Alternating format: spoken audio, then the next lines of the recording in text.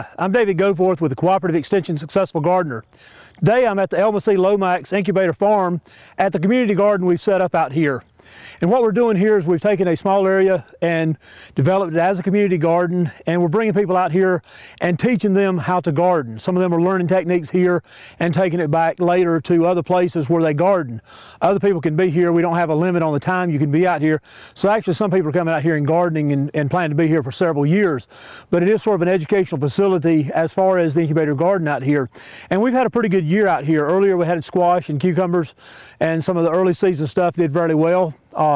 Even now here late in the summer, you'll see today quite a bit of okra, eggplant, some real beautiful pimento peppers, and a few other different things, some nice sunflowers even out here growing later in the year. So this is an opportunity for a person if they wanted to come out here. We do have some open slots available for people to come out here and learn about gardening. One of the things, I want to point out a couple of things about this community garden. One of the things here is our raised beds. This is a raised bed, and so many times when I hear people talk about raised beds, they start talking about the wood that's around the bed or the rocks that's around the bed or whatever. They're focused on the boundary instead of the bed itself. This is a raised bed. I mean, it means it's raised above ground level, which gives us a drainage. It takes the soil from the sides and put it up here, which allows us to concentrate where we put our organic matter and to prevent soil compaction. So we're getting everything from a raised bed, but we don't have timbers around it, or we don't have western cedar around it, or things like that. And the other thing we're doing is we're using the native soil here. So we very much want to make that a point out here that you can use the native soil. This is a red clay soil. It's been amended here, but you can use the soil and you don't have to have raised beds in some situations. In other situations, maybe they make sense. You know, if you've got a place that's been bulldozed off down to bedrock, yes, raised beds make sense to bring something in to raise the bed up. So that's one of the points that we make out here, and we use the native soil here and create these raised beds. I think there's a few things coming up right here now. Perhaps they've planted some later beets. That's one of the things we allow them to go on into the winter with a number of winter crops. So there's some kale coming up around out here, and perhaps some beets, perhaps some Swiss chard here, a few other things that'll be coming up for a later season. And you can even go on later in the year and do the winter gardening out here. So that'll be part of the situation too. So again, those are some of the educational things that we talk about out here at the community garden. The Elma C. Lomax farm is an organic farm, and we do require organic pesticides here in these plots. In fact, we provide some organic pesticides to make it a little bit easier for people, but we do not require organic plants to be brought out here. So you can actually buy local plants to bring out here for a garden.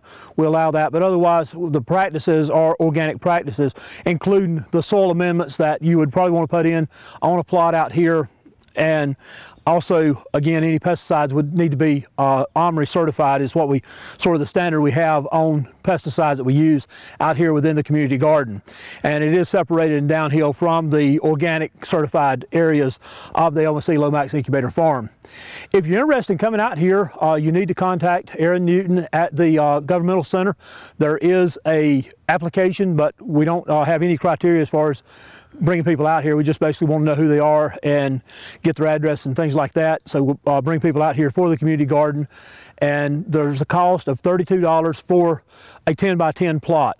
And we have marked these plots off here with conduit, which is another thing that people worry about a lot of times when they get a community garden started, is what kind of markers. And here we just took a 10-foot section of 3/4 inch conduit or 1/2 inch conduit, sawed it in half, and drove it into the ground to make our corner post. And so people have come out here and they've done, in the case of this individual here, has created some rows within here. We've got other people who have done what we call a keyhole garden, where you just create a place to step in the center and then you work the rest of the perimeter around the garden like that. So any of those options are strictly up to you on how you would want to manage the spot in here.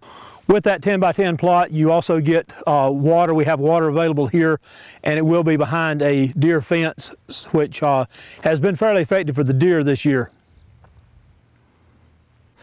There's a cost of $32, which basically works out to about $1 a week during the growing season, the main growing season that we have here. So it's very economical, and the people that have come out here, they said, I've certainly earned my money.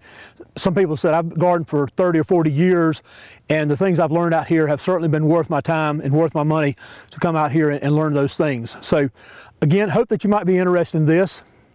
If you have any other questions, you can feel free to contact me. And until next time, plan and plant for a better world.